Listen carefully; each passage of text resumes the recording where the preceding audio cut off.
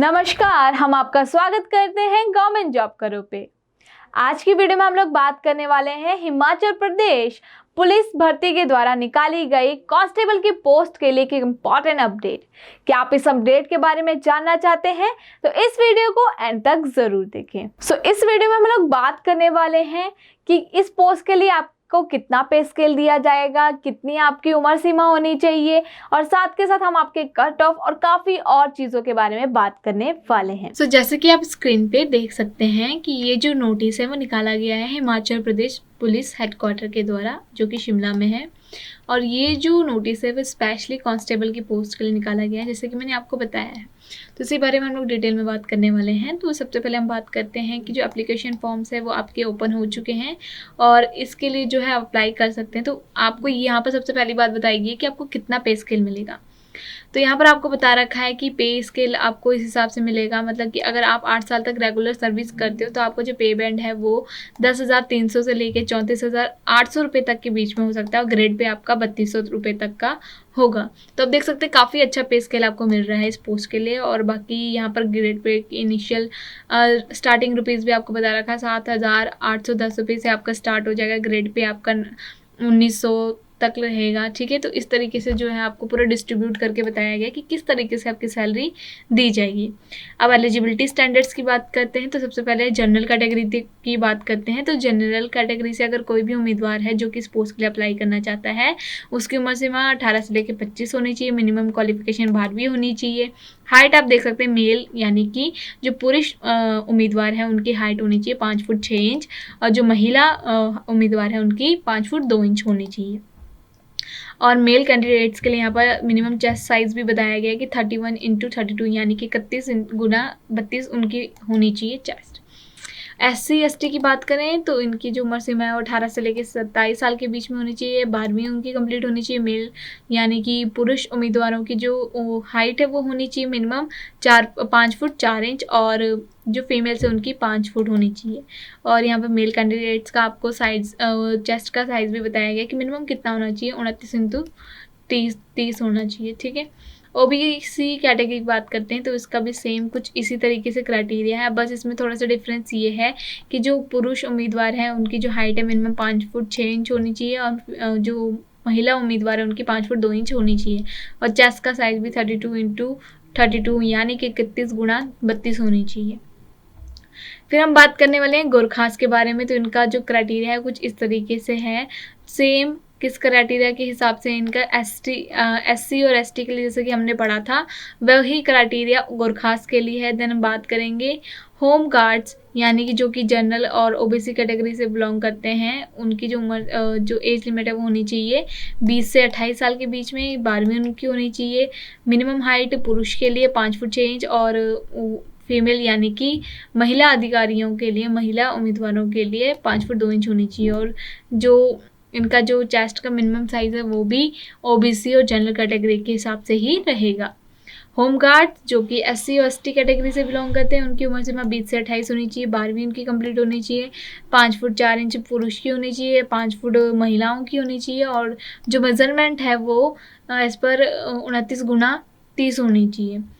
Home guards जो कि Gorkha category से बिलोंग करते हैं, इनकी भी जो उम्र सीमा 20 से 28 होगी। 12वीं की होनी चाहिए और सेम जो कि हमने ऊपर पढ़ा है SC और ST होम गार्ड्स के लिए वही इनका भी क्राइटेरिया रहेगा। देन डिस्टिंग्विश स्पोर्ट्स पर्सन और स्पोर्ट्समैन की बात करें, जनरल और OBC कैटेगरी से बिलोंग करते हैं, जो उनकी 18 से लेके यहाँ पर 37 साल तक की उम्र सीमा होनी चाहिए। जैसे कि आप देख सकते हैं 18 से 37 साल की होनी चाहिए।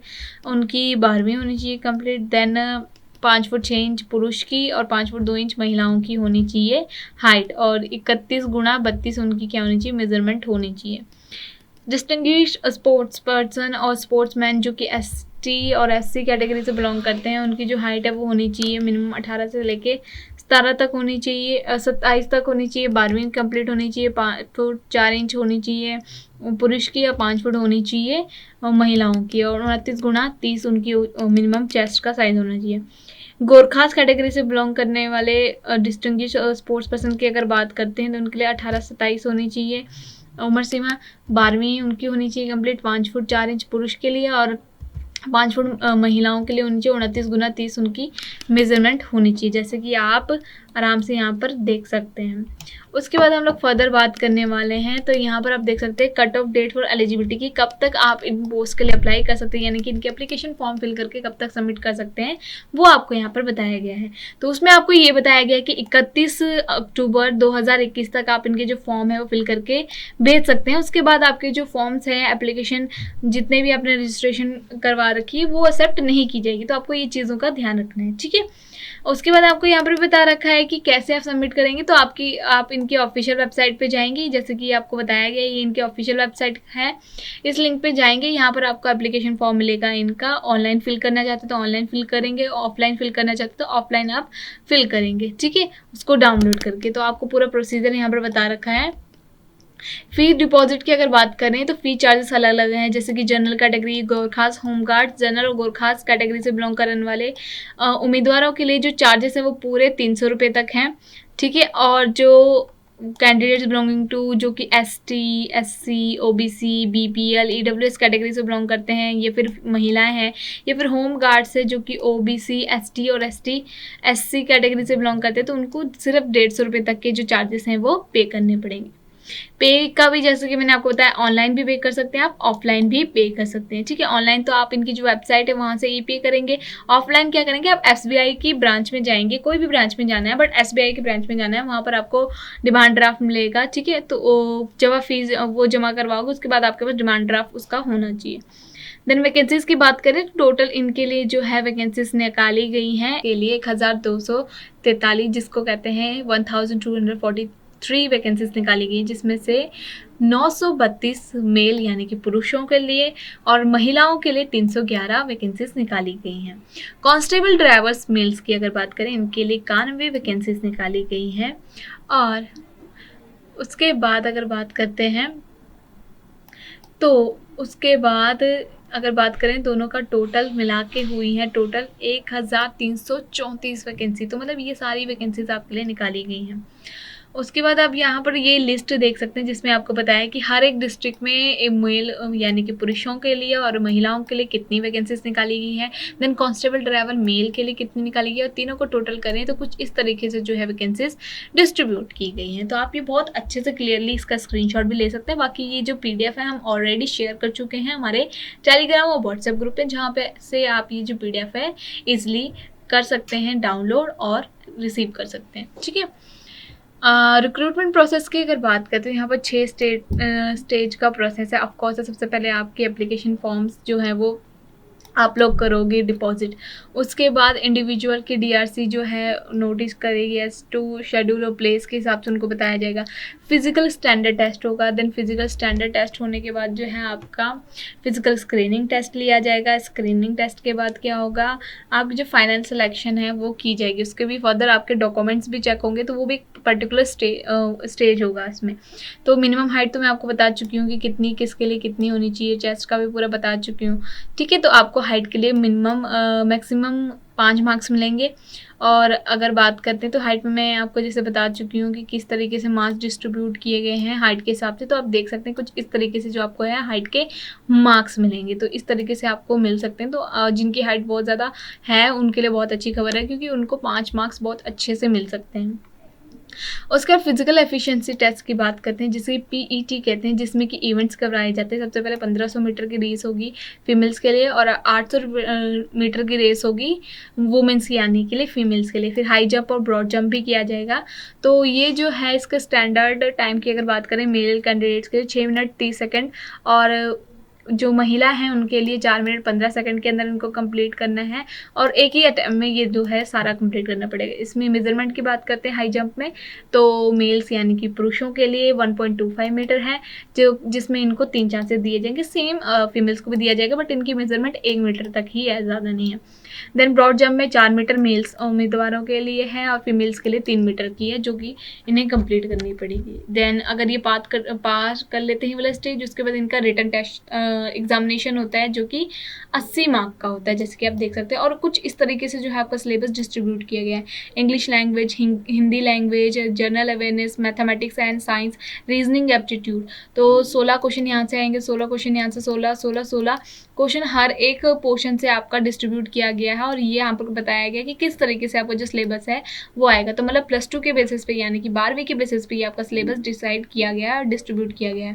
क्वालिफाइंग मार्क्स की बात करते हैं, जो उम्मीदवार जो कि SC ST या फिर कैटेगरी इस कैटेगरी से बिलोंग करते हैं उनको 40% मार्क्स चाहिए होंगे, मतलब 40% अगर वो ले आएंगे तो वो स्टेज में पार हो पाएंगे। और बाकी और कैटेगरीज को 50% मार्क्स लाने पड़ेंगे, यानी कि 50% मार्क्स उनके आते हैं तभी वो फर्दर नेक्स्ट स्टेज पे जा पाएंगे जहाँ पर उनकी डॉक्यूमेंट वेरिफिकेशन होगी। ठीक है, तो यहाँ पर भी अलग अलग क्राइटेरिया आपको बताया गया कि किस तरीके से डॉक्यूमेंट वेरिफिकेशन होगी। तो मैं इसको एकदम ये जो है आपके लिए छोड़ देती हूँ, क्योंकि आपको इस तरीके से समझ नहीं आएगा। अगर आप ये PDF अपने पास पर्सनली लेंगे तो आपको ज़्यादा अच्छे से ये समझ आएगा। तो आप या तो आप इसका स्क्रीनशॉट ले लो, या फिर जैसा कि मैंने आपको बताया टेलीग्राम में ऑलरेडी हम शेयर कर चुके हैं, वहाँ से आप ये देख सकते हो। ठीक है, तो उसके बाद है आपका मेडिकल एग्जामिनेशन, जो कि लास्ट स्टेज होगा। आपकी मेडिकल चेकअप किया जाएगा कि आपको कोई दिक्कत या परेशानी तो नहीं है। सारा कुछ होने के बाद उसके बाद वेरिफिकेशन किया जाएगा आपका करैक्टर का, सब कुछ आपका पुराने जितने भी पास डाटा है वो दिखा जाएगा। और उसके बाद आपको जो है ये अपॉर्चुनिटी मिलेगी एज अ कांस्टेबल काम करने की।